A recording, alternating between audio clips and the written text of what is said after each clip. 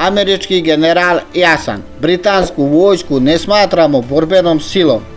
Visoko pozicionirani američki general je u privatnom razgovoru rekao britanskom ministru odbrane Benu Wallaceu da Sjedinjene Američke Države više ne smatraju britansku vojsku vrhunskom borbenom silom, javlja britanski Sky News pozivajući na izvore iz odbrambenog sektora. Isti izvori tvrde kako se pad borbenih sposobnosti britanske vojske, koji je usledio nakon decenije rezova kako bi se uštedio novac, mora što pre promeniti zbog ruske invazije za Ukrajinu. Poenta je da je britanska vojska nesposobna zaštititi Ujedinjeno Kraljevstvo i naše saveznike u narednih 10 godina, rekao jedan od izvora.